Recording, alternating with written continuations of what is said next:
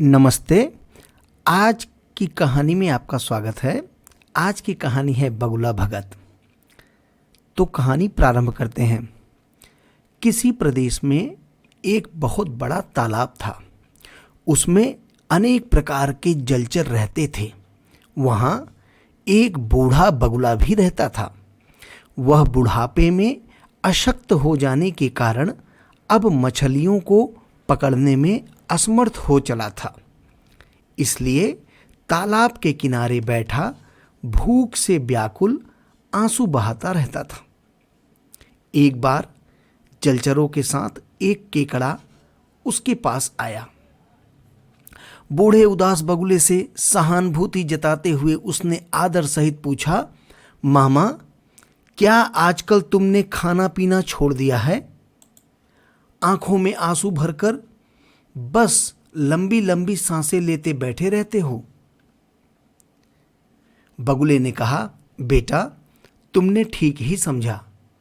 मुझे अब मछली मारकर खाने की ओर से वैराग्य हो गया है। आजकल मैं प्रायः निराहार ही रहता हूं। अब तो समीप आई हुई मछलियों को भी मारकर नहीं खाता। केकड़े ने पूछा, लेकिन अचानक यह वैराग्य कैसे हो गया? बगुले ने उत्तर दिया, पुत्र, मैं इस तालाब के किनारे ही पैदा हुआ था और यहीं अब तक की उम्र बिताई है। अब मैंने सुना है कि 12 वर्षों तक पानी ही नहीं बरसेगा। केकड़े ने पूछा, आपने ऐसा किससे सुना है? बगुले ने बताया, मैंने ज्योतिषियों के मुंह से यह बात सुनी है। शनि नक्षत्र अब रोहिणी मंडल को छोड़कर शुक्र के निकट पहुंच जाएगा। वाराह मिहिर का कहना है कि ऐसी स्थिति में 12 वर्षों तक वर्षा नहीं होती है। इस तालाब में पहले ही पानी कम है। अब रहा सहा पानी भी शीघ्र ही सूख जाएगा। तालाब के सूख जाने पर जो प्राणी इसमें रहते हैं वह सब मर जाएंगे। उनका वियोग सहने की शक्ति अब मुझ में नहीं है।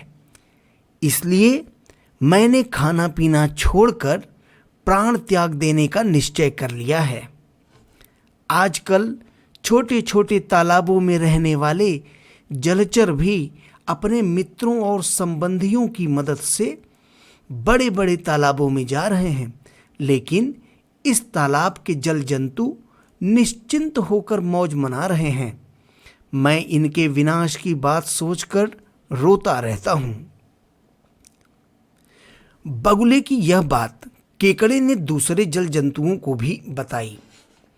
भयभीत होकर कछुआ आदि जलचरों ने बगुले के पास जाकर पूछा, मामा, कोई ऐसा उपाय बताओ जिससे हमारी रक्षा हो सके। बगुले ने बताया, यहां थोड़ी ही दूरी पर जल से भरा हुआ एक विशाल सरोवर है। उसमें कमलिनी के पुष्प खिले रहते हैं। 12 वर्ष तो क्या, अगले 24 वर्ष भी अगर पानी ना बरसे तब भी वह तालाब सूखेगा नहीं। जलचर सोच में डूब गए कि यहां से निकलकर उस सरोवर तक पहुंचेंगे कैसे। अवसर देखकर चालाक बगुले ने कहा, भाई, इस संकट के कारण मैं तुम लोगों के लिए बहुत चिंतित हूं। अब मैं बूढ़ा हो गया हूं, पर तुम लोगों की भलाई के लिए कुछ करना ही होगा।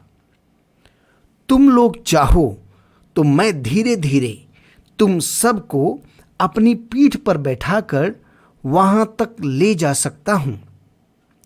सारे जलचर उसकी बात सुनकर खुश हो गए। वह सब के सब उसकी पीठ पर चढ़कर वहां जाने के लिए तैयार हो गए। उनमें होड़ सी लग गई कि कौन पहले जाएगा। फिर तो वह दुष्ट बगुला प्रतिदिन एक जलचर को अपनी पीठ पर चढ़ाकर ले जाता और फिर शाम को तालाब पर लौट आता।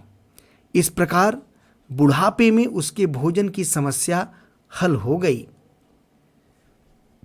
एक दिन केकड़े ने कहा, मामा, सबसे पहले तो आपसे मेरी ही बातचीत हुई थी, लेकिन आप मुझे अभी तक वहां नहीं ले गए। मेरी भी जान तो बचाइए। दुष्ट बगुले ने सोचा, मछलियां तो वह रोज ही खाता है, आज केकड़े को खाकर नए स्वाद का आनंद लिया जाए। यह सोचकर उसने केकड़े को ही उस दिन अपनी पीठ पर बिठा लिया और उड़ता हुआ उसी चट्टान पर जा उतरा जहां वह रोज मछलियों को रख कर खाया करता था। केकड़े ने बगुले की पीठ पर बैठे बैठे ही चट्टान पर मछलियों की हड्डियां पड़ी देखी तो वह चौकन्ना हो गया। उसने बगुले से पूछा, मामा, सरोवर अभी कितनी दूर है? मुझे लादे लादे तो आप थक गए होंगे। बगुले ने उसको मूर्ख समझकर उत्तर दिया, अरे कैसा तालाब और कैसा सरोवर, यह तो मैंने अपने भोजन का उपाय रचा था। अब तो तू भी मरने के पहले अपने इष्ट देव का स्मरण कर ले। मैं थोड़ी ही देर में इस चट्टान पर पटक कर तुझे खा जाऊंगा। यह सुनते ही केकड़े ने बगुले की कमल नाल जैसी कोमल गर्दन जकड़ ली और तीखे दांतों से काट डाली। बगुले का तुरंत ही अंत हो गया। किसी तरह केकड़ा बगुले की गर्दन पकड़े अपने तालाब तक गया। दूसरे जल जंतुओं ने देखा तो पूछा, अरे केकड़ा भाई, तुम वापस कैसे आ गए? मामा कहाँ रह गए? हम लोग तो उनके साथ जाने को तैयार प्रतीक्षा में बैठे हैं। यह सुनकर केकड़ा हंस पड़ा, बोला, तुम सब मूर्ख हो। वह बगुला महाठग था। उसने सभी जल जंतुओं को धोखा दिया। वह यहां से दूर ले जाकर एक चट्टान पर पटक कर सबको खा जाता था। मैं उसकी चालाकी समझ गया था, इसलिए बचकर आ गया।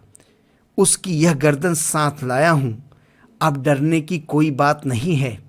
सब जलचर सुरक्षित रहेंगे।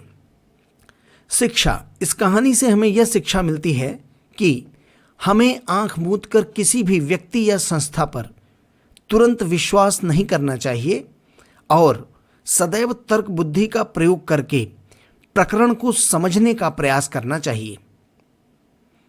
कहानी समाप्त हुई। आपका धन्यवाद। नमस्ते।